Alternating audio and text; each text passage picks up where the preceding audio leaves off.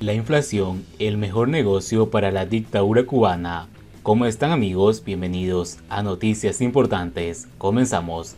Lo que enseña la experiencia histórica es que la inflación es una amenaza para la estabilidad política, pero solo la de los gobiernos democráticos. En Juegos de Trono, el Matarreyes es un personaje así apodado por haber liquidado a uno de los tantos monarcas de esa saga literaria. En la política moderna, ese temible estigma lo carga la inflación, polvorín económico que estalla en erupciones sociales destronando mandatarios e incluso cambiando paradigmas históricos y sociológicos, como sucedió en Gran Bretaña y en Estados Unidos con Thatcher y Reagan, en México con Vicente Fox o en Alemania con Hitler. Probablemente por esa fama de catalizador de disturbios sociales, nos hemos creído que la inflación es la principal preocupación económica de la dictadura cubana. Todavía más cuando las efervescencias del 11 de julio aún burbujean en la cruel represión judicial de sus órganos legales que están ejerciendo sobre los manifestantes pacíficos. Sin embargo, lo que enseña la experiencia histórica es que la inflación es una amenaza para la estabilidad política, sí, pero solo para los gobiernos democráticos, pues las dictaduras normalmente se sostienen aún cuando se llega al paroxismo hiperinflacionario. Hungría 1946, Zimbabue 2004, Venezuela en la actualidad. Si reflexionamos profundamente, veremos que la subida generalizada de precios, lejos de ser un inconveniente, es una ventaja para la dictadura. Entonces, entenderemos por qué, aunque el ministro de Economía Alejandro Gil dice públicamente que la inflación es la prioridad fundamental, nada hace para detenerla y se lava las manos argumentando que no se pueden topar todos los precios del país, aunque ellos llevan 63 años topando cuanto precio han querido. En realidad, el ministro se refiere solo a los precios que recaen en el pueblo, porque los precios que paga el gobierno sí continúan topados. Según el señor Gil, no podemos enfrentar este fenómeno de la inflación con el incremento de los salarios, ni podrán liberarse los precios de los factores de producción, porque no hacemos nada con permitir de manera generalizada que todos los costos se expresen en los precios. Traducción: los costos empresariales se quedarían inmóviles, mientras que los precios al consumidor seguirían subiendo. Por lo tanto, la inflación se la tragarían todita los trabajadores.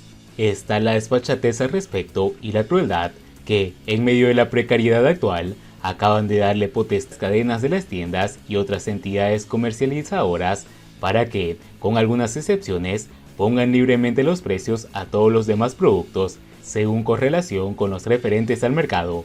Así, en vez de que el Estado influya en el mercado negro con una oferta más barata gracias al uso de sus obvias ventajas en cuanto a los costos, se les orienta a los jefes de las tiendas que usen de modelo los precios del mercado negro. Estos están locos. Y es que, como buen monopolista, el castrismo quiere que la gente pague más por recibir lo mismo. Así, la inflación resulta una oportunidad dorada para, manteniendo topados los costos de producción y subiendo los precios de venta, crear artificialmente beneficios en aquellas empresas estatales que llevan años contabilizando pérdidas, sostenidas gracias a subsidios que ahora podrían disminuir notablemente y dejar de alimentar el verdadero desvelo económico castrista, su déficit fiscal. En 2018, 1 de cada 4 pesos que generaban los trabajadores cubanos terminaban subvencionando empresas ineficientes, necesarias solo para mantener vivo, aunque sea en coma, el sistema económico castrista. Cada año, Cuba dedica más de su presupuesto estatal a sostener ineficientes empresas estatales que lo que dedica Estados Unidos de su presupuesto conjuntamente a la defensa y salud. Demencia. Pero no es solo por el lado del gasto, reduciendo esos subsidios a empresas quebradas, como la inflación ayuda a que el gobierno equilibre su déficit fiscal. También lo auxilia por el lado del ingreso, pues la inflación es una vía expedita para que el Estado ingrese más dinero cobrando mayores impuestos. Esto es así porque debido al aumento generalizado del nivel de los precios, aumenta la velocidad del dinero, que es la cantidad de veces que un billete cambia de manos en un periodo dado. Esa circulación acelerada del dinero implica un aumento del ingreso que, en términos agregados, queda totalmente compensado por el aumento exactamente igual del gasto, resultando que los beneficios reales no varían. Sin embargo, como los impuestos se calculan según el ingreso bruto, ingresos antes de deducir gastos y son progresivos, es decir, hay que pagar más mientras más se ingresa. Por el mero hecho de mover más dinero, muchos cuentapropistas y pequeños empresarios pasarán automáticamente a un tramo fiscal superior, lo que conlleva un mayor pago porcentual, aun cuando los beneficios netos reales sigan siendo los mismos o inferiores. En definitiva, hasta un engendro franquestiano como la economía cubana necesita equilibrar gastos e ingresos, y sin acceso a préstamos externos, el déficit fiscal se convierte en una enfermedad autoinmune, donde el país se devora a sí mismo hasta un punto en que, de pronto a Gaesa no le quedará nada que saquear impunemente. Por ello, reducir el déficit es la verdadera prioridad del castrismo, y para ello se sirve de los efectos monetarios de la inflación y sus consecuencias empobrecedoras. Pero, ¿qué pasa si la gente se alborota? Pues ya se sabe, la orden de combate está dada. Siguiendo con las noticias, el régimen organizará seminario por la paz mientras apoya invasión rusa a Ucrania.